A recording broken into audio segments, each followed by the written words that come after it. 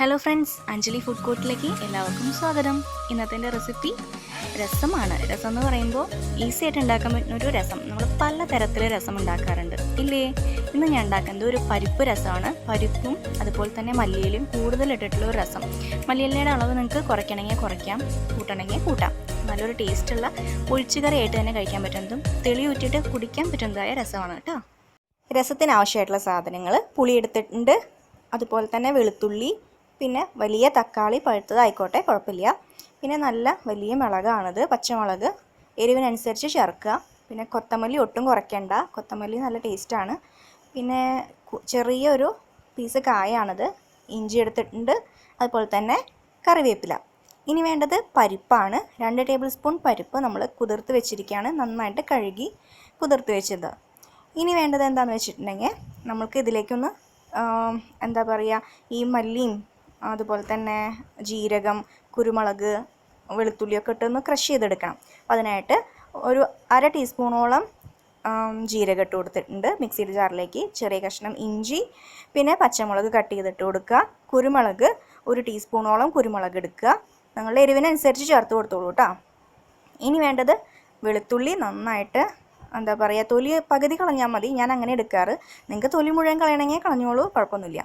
ഇനി ഇട്ട് കൊടുത്തത് കൊത്തമല്ലിയാണ്. ഇപ്പോൾ നന്നായിട്ട് അരച്ച് കിട്ടിയിട്ടുണ്ട്. നിങ്ങൾ ജസ്റ്റ് ഒന്ന് ക്രഷ് ചെയ്താൽ മതി. ഇവിടെ ഇതൊക്കെ അങ്ങനെ ജസ്റ്റ് ഒന്ന് ചതച്ചിട്ടുണ്ടെങ്കിൽ ആരും കഴിക്കില്ല, അതൊക്കെ എടുത്ത് പുറത്തേക്ക് അങ്ങോട്ട് എടുത്ത് കളയും. അതുകൊണ്ട് ഞാൻ നന്നായിട്ട് തന്നെ അരച്ചിട്ടുണ്ട്. അപ്പോൾ ആർക്കൊന്നും എടുത്ത് കളയാൻ പറ്റില്ലല്ലോ, അതുകൊണ്ട് ഞാൻ ഇങ്ങനെ ചെയ്തതാണ്. നിങ്ങൾ വേണമെങ്കിൽ ജസ്റ്റ് ഒന്ന് ചതച്ചിടുക, അതാണ് ടേസ്റ്റ് കേട്ടോ. അടുത്തത് നമ്മൾ കുക്കറിലേക്ക് ഒരു തക്കാളിയും അതുപോലെ തന്നെ പരിപ്പും ഇട്ടിട്ടുണ്ട്. അതൊരു 1/4 ടീസ്പൂണോളം മഞ്ഞൾപ്പൊടി ഇട്ട് കൊടുത്തിട്ട് വേവിച്ചെടുക്കണം. നമുക്ക് നന്നായിട്ട് വേവേണ്ട ആവശ്യമില്ല, തക്കാളി ഉടയും വേണം, അതുപോലെ തന്നെ പരിപ്പൊന്ന് ജസ്റ്റ് ഒന്ന് വെന്ത് കിട്ടണം. നമ്മൾ ഉടച്ചെടുക്കുകയാണ് ചെയ്യുക. പിന്നെ അത് കടഞ്ഞെടുക്കുക എന്ന് പറയാം നമ്മൾ. കായ ഇട്ട് കൊടുക്കുക അതിലേക്ക്. കായും ചെറുതൊരു കുഞ്ഞു കഷ്ണം ഇട്ട് കൊടുത്താൽ മതി. ഒരു 3 വിസിൽ കഴിഞ്ഞപ്പോൾ നന്നായിട്ട് ഉടഞ്ഞിട്ടുണ്ട്. പരിപ്പും കറക്റ്റ് പാകത്തിന് നമുക്ക് കിട്ടിയിട്ടുണ്ട്. ഇനി നന്നായി ഒരു കുഴുതൽ വെച്ച്, അങ്ങനെ കുഴുതൽ പറഞ്ഞാൽ കരണ്ടി വെച്ചിട്ട് നന്നായിട്ടൊന്ന് ഉടച്ച് മയപ്പെടുത്തിയെടുക്കുക. അറിയാലോ, നമ്മളിങ്ങനെ തക്കാളിയൊക്കെ അങ്ങനെ ഉടച്ചെടുക്കില്ലേ, നമ്മൾ കടകോല കൊണ്ടോ അങ്ങനെ എന്തെങ്കിലും ഇങ്ങനെ കുത്തണതുകൊണ്ട് കുത്തിയെടുത്താൽ മതി. സ്മാഷ് ചെയ്തെടുക്കണം എന്നുണ്ടെങ്കിൽ അതുകൊണ്ട് ചെയ്തെടുത്താൽ മതി. അപ്പോൾ നമ്മളുടെ പരിപ്പും തക്കാളിയും ഇങ്ങനെ കിട്ടിയിട്ടുണ്ട്. ഇതാണ് ഇതിൻ്റെ കറക്റ്റ് പരുവം. ഇനി അടുത്ത് ചെയ്യാൻ പോകുന്നത് നമ്മൾ രസത്തിൻ്റെ ലാസ്റ്റ് സ്റ്റെപ്പാണിത്. നമ്മളൊരു കടായി വെച്ചു, അത് ചൂടായതിന് ശേഷം 1/4 ടേബിൾ സ്പൂൺ വെളിച്ചെണ്ണയോ ഓയിലോ ചേർത്ത് കൊടുക്കുക. അതിലേക്ക് എന്തിടണം? കടുക് ഇട്ട് കൊടുക്കണ്ടേ. കടുക് 1/4 ടീസ്പൂണോളം കടുക് ചേർത്ത് കൊടുക്കുക. അത് പൊട്ടിക്കഴിയുമ്പോൾ ഉലുവയില്ലേ, ഉലുവ ഒരു പിഞ്ച് ഉലുവയോ ഒരു 1/4 ടീസ്പൂണോളം ചേർത്ത് കൊടുക്കാവുന്നതാണ്, ഇട്ട് കൊടുക്കുക. അതും ഒന്ന് മൂത്ത് വരുന്ന സമയത്ത് നമ്മളുടെ വറ്റൽ മുളക് 2 3 നെടുകെ കീറിയിട്ട് ചേർത്ത് കൊടുക്കാവുന്നതാണ്. എന്നിട്ട് നന്നായിട്ടൊന്ന് ഇളക്കി കൊടുക്കുക. അതുപോലെ തന്നെ കറിവേപ്പിലയും മല്ലിയിലയും കൊത്തമല്ലിയിലയും ചേർത്തിട്ട് ഇളക്കി കൊടുക്കുക. ഇനി ഇതിലേക്ക് എന്ത് ചെയ്യണം? ചതച്ച് വെച്ചിട്ടുള്ള ഐറ്റംസ് എന്തൊക്കെയാണ്? മറന്നുപോയോ? ഞാൻ പറഞ്ഞുതരാം. ജീരകം, കുരുമുളക്, കൊത്തമല്ലി, പച്ചമുളക്, ഇഞ്ചി, വെളുത്തുള്ളി, ഇത്രയും ഐറ്റംസ് ജസ്റ്റ് ഒന്ന് ക്രഷ് ചെയ്താൽ മതി. ഞാൻ കുറച്ചധികം ക്രഷ് ചെയ്തിട്ടുണ്ട്. അത് ഇവിടെ ഞാൻ പറഞ്ഞ നേരത്തെ എല്ലാവർക്കും കഴിക്കാൻ എളുപ്പത്തിന് വേണ്ടിയിട്ടാണ്. ഇല്ലെങ്കിൽ ഇതൊക്കെ ചപ്പുചമ്മല പോലെ വാരി പ്ലേറ്റിൻ്റെ സൈഡിലേക്ക് മാറ്റി വയ്ക്കും. അപ്പോൾ ഇങ്ങനെ ആകുമ്പോൾ ഒന്നും നമുക്ക് മാറ്റി വെക്കേണ്ടാവില്ല, ഇതൊക്കെ നമ്മുടെ ഉള്ളിലേക്ക് ചെല്ലും. അതുകൊണ്ടാണ് ഞാൻ ഇങ്ങനെ ചെയ്തത്. നിങ്ങൾ ജസ്റ്റ് ഒന്ന് ചതച്ചെടുത്താൽ മതി. ഞാൻ നന്നായിട്ടൊന്ന് അടിച്ചെടുത്ത കാരണമാണ് ഇങ്ങനെ പൊടിഞ്ഞ് കിട്ടിയത്.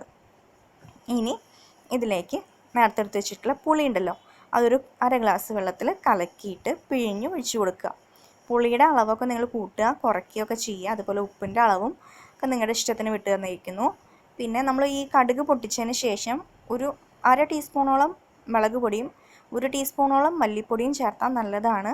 പരിപ്പ് രസം ആയതുകൊണ്ടാണ് ഞാൻ ചേർക്കാതിരുന്നത് കേട്ടോ. അപ്പോൾ ഇതിലേക്ക് ഇനി പുളിവെള്ളം ചേർത്ത് കൊടുത്തു. അതൊന്ന് ചൂടാവുമ്പോൾ നമ്മളുടെ പരിപ്പും അതുപോലെ തന്നെ ഉടച്ച് വെച്ചിട്ടുള്ള തക്കാളി ഇല്ലേ, നമ്മൾ ഒരുമിച്ച് ഇങ്ങനെ ഉടച്ച് വെച്ചില്ലേ കുക്കറിൽ വേവിച്ചിട്ട്, അത് ചേർത്ത് കൊടുക്കുക. അപ്പോൾ നമ്മുടെ പരിപ്പ് രസം കംപ്ലീറ്റായി. ഇനി ഒന്ന് വരിക വേണ്ടു. ഒരു 2-3 മിനിറ്റിൽ നന്നായി തിളയ്ക്കും. അപ്പോൾ സ്റ്റവ് ഓഫ് ചെയ്യാം, നമുക്ക് വേറെ പാത്രത്തിലേക്ക് മാറ്റാം. പരിപ്പ് രസം ഇവിടെ റെഡിയായി. നല്ല ചൂട് ചോറിൻ്റെ കൂടെ നല്ലതാണ്. പിന്നെ ജലദോഷമൊക്കെ വരുമ്പോൾ ഇത് പരിപ്പില്ലാണ്ട് ഇങ്ങനെ വെച്ചിട്ടുണ്ടെങ്കിൽ നമുക്ക് കുടിക്കാനും നല്ല ടേസ്റ്റാണ്. ഇതിപ്പോൾ ഞാനിങ്ങനെ ഇതിൻ്റെ തെളിയെ മാറ്റി വയ്ക്കും കുടിക്കാൻ വേണ്ടിയിട്ട്, നല്ല എരിവൊക്കെ ഇട്ടിട്ട്. അപ്പോൾ ഈ ജലദോഷമൊക്കെ സമയത്ത് നല്ല ഒരു ഉഷാറ് കിട്ടും നമുക്ക് ഈ രസമൊക്കെ കുടിച്ചിട്ടുണ്ടെങ്കിൽ. അപ്പോൾ എല്ലാവരും ട്രൈ ചെയ്ത് നോക്കുക. മഴക്കാലമൊക്കെ അല്ലേ, ആവശ്യം വരും. ചൂടോട് കൂടി തന്നെ കഴിക്കാൻ നോക്കുക. പിന്നെ ഈ രസം എടുത്തു കഴിഞ്ഞിട്ട് ഫ്രിഡ്ജിൽ വെച്ചിട്ടുണ്ടെങ്കിൽ നമുക്ക് 2 ദിവസം വരെയൊക്കെ ഇരിക്കും. ഞാൻ പോട്ടെ, പുതിയ റെസിപ്പിയായിട്ട് വേഗം തന്നെ വരാം. അപ്പോൾ പതിവ് പോലെ കമൻറ്റ് ചെയ്യുക.